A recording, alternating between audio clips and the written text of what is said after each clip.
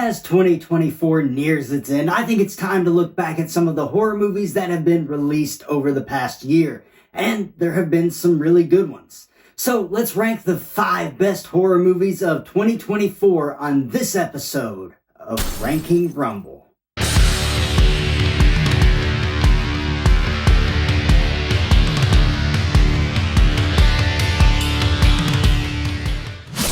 Welcome back to WWH. My name is Andrew Dreamer. 2024 has been a pretty good year for horror, and I always love to see that. Now, I will admit I did not get to see everything I wanted to see this year. I haven't seen Terrifier 3, Cuckoo, The Substance, Alien Romulus, and quite a few other movies, and honestly, I'm kind of ashamed about that. To be perfectly honest, personal stuff just kind of got in the way of it, and it's been a rough year for me.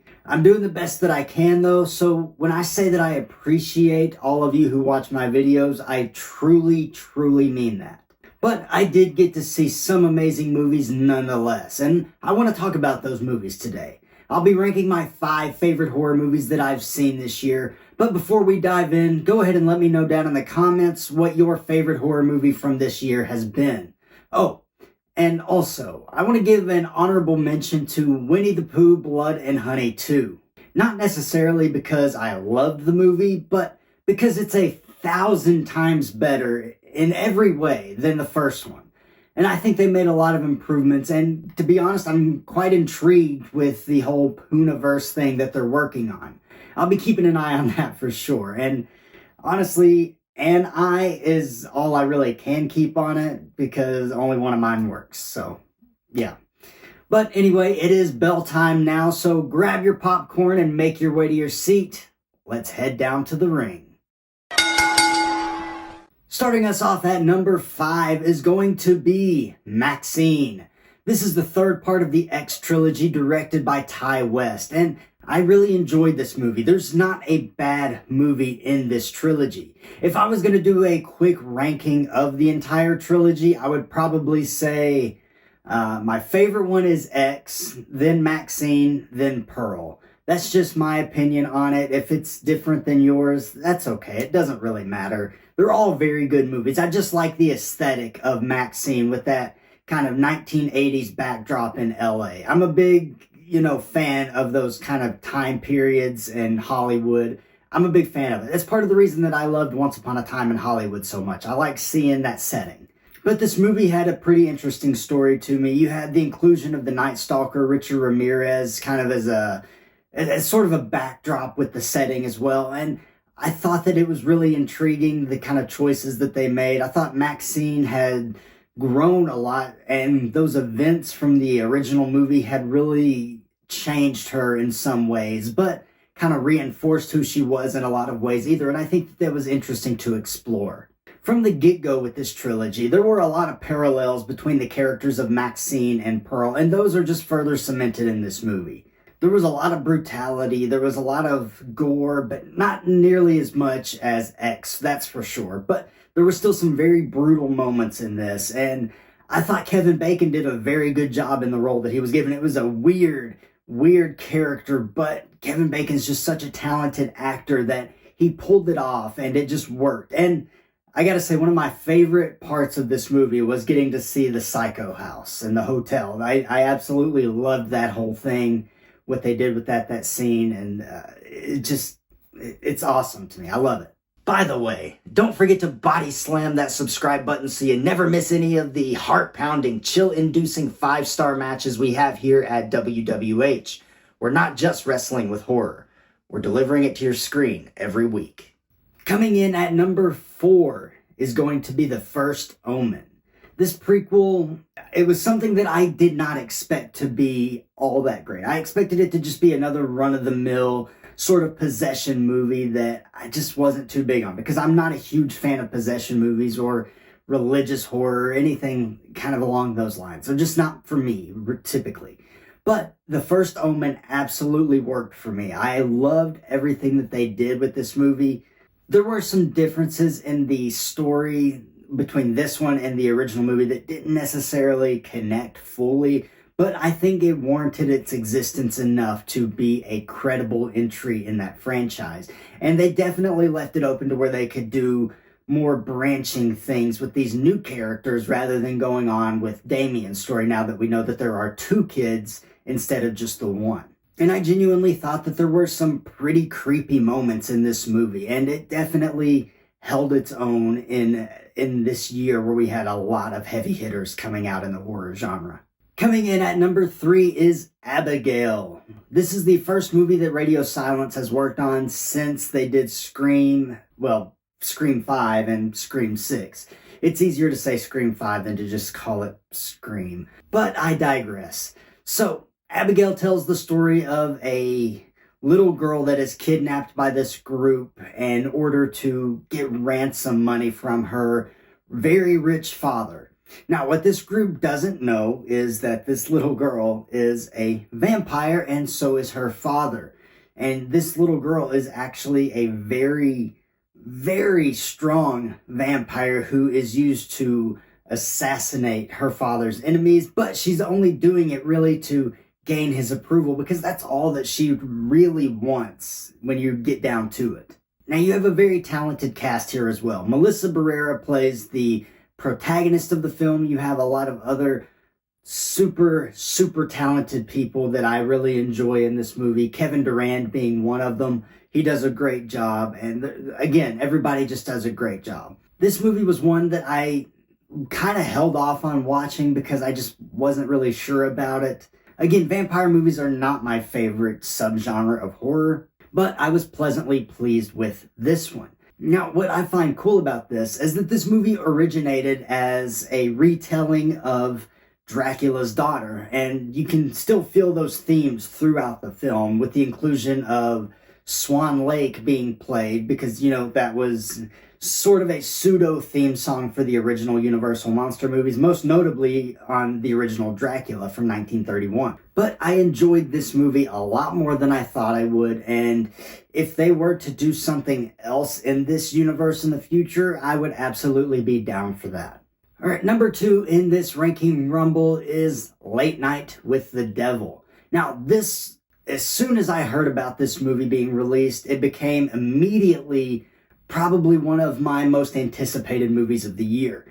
I love the idea of setting a film in that 1970s talk show setting. And the aesthetic of it all just really works for me. It intrigues me. Everything about this movie is just so well made. And I know there was a lot of complaints about the use of AI to generate some of the images that you see.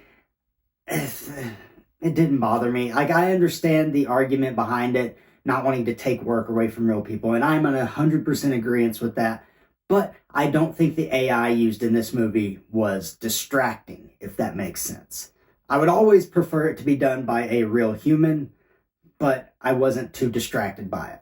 David Dastmalchian does a great job in his role as that late night talk show host. He embodies all of those characters, the Johnny Carsons, and it just, he fills out the world. He feels like a real talk show host, and I think that that's what they were going for the whole time with, the inclusion of the music and his producers and the switching between black and white and color to show the behind the scenes stuff rather than the actual live broadcast.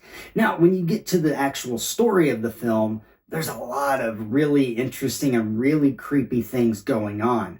Right from the get-go, you get, the phony mind reader, psychic guy, but he gets like a real message, and that's when you know that things are about to get worse. Then you got the skeptic who's also based on a real person, and from there, it's just non-stop. Like, once this movie ramps up, it does not stop. It's just one thing after another, and it just keeps escalating in that tension, that terror, and all of the terrible things that begin happening. And now there's a lot of discussion that can be had about what the ending of this movie actually means and what really happens at that ending. But to me, I think there's a moment earlier in the film after the psychic gets taken away and they find out that he's being taken away to the hospital, and he hears the sirens in the background. He kind of takes pause for a second. Now, A lot of people might say that oh, he's just hearing the ambulance taking him away. But to me, that's a foreshadowing of the last things that we hear in the film, which is when he comes back to reality, or at least what's left of his reality, and he sees everybody dead laying on the set, and he's just kind of freaking out, and then you hear those sirens again. So to me, that was a foreshadowing of what was to come for him and how he's going to be blamed for everything. That's just my take on it. If you have a different take on it, go ahead and let me know. I'd be interested to hear what your thoughts are on that. All right, our number one entrant in this ranking rumble is Longlegs. Based on other things that I've said throughout my reviews this year, how could it be anything else? This was my most anticipated movie of the year as soon as I heard Nicolas Cage was going to be in a horror movie when he was playing a serial killer. And I went to see this movie in the theater. I actually made this part of like a triple feature that day I went. I saw the new Deadpool movie, I saw Twisters, and then I saw Longlegs. By the time I got to the third movie, I was absolutely exhausted, but I still pushed through and I saw Longlegs, and I loved every second of it. It was intriguing. It's my kind of story. Sometimes I don't like when a movie goes super slow, but sometimes I do like when a movie kind of takes its time, lets everything breathe, and lets you get to know the characters and the setting and exactly what's going on in the story. Now, when I say get to know what's going on in the story, I don't mean literally, because there's a lot of really confusing crap in this movie. And to be quite honest with you, I've seen the movie 3 or 4 times now, and damn if I still don't understand some of it. But I absolutely adore this movie. Nicolas Cage's performance is everything that I wanted it to be. Micah Monroe does a fantastic job playing Lee Harker. Then you have Kiernan Shipka playing, her name is slipping my mind at the moment, but the girl in the mental hospital who has that really weird way of talking. You have Blair Underwood playing Lee Harker's boss. Everything just absolutely came together to create this little chaotic, not even quiet. It was just a chaotic world that really felt fleshed out to me. The writing was superb. And like I said, Nicolas Cage is, I don't know if I would call him the highlight of this movie, but there was absolutely a lot of people who just went to see the movie because of Nicolas Cage. And I absolutely can understand why. And to be honest with you, when I first saw the trailers, and they didn't tell you anything, but I was intrigued by Nicolas Cage. So that's what got me hooked. And there is absolutely nothing wrong with that. But I don't think anybody could have portrayed the character of Longlegs quite like Nicolas Cage. So I am very, very happy that they were able to get him to do it. And he has said that he will never play another role like this where he's a serial killer, where he's killing people like this. And I can understand that. I mean, it's got to take a toll on you playing somebody in this mental state. So I completely understand that, and I don't blame him at all. Like, I really don't. But there were so many little things in Longlegs that you have to keep your eye on. And there's so many little things in the background that you notice every time you watch it. You notice something else. And I love when a movie does that.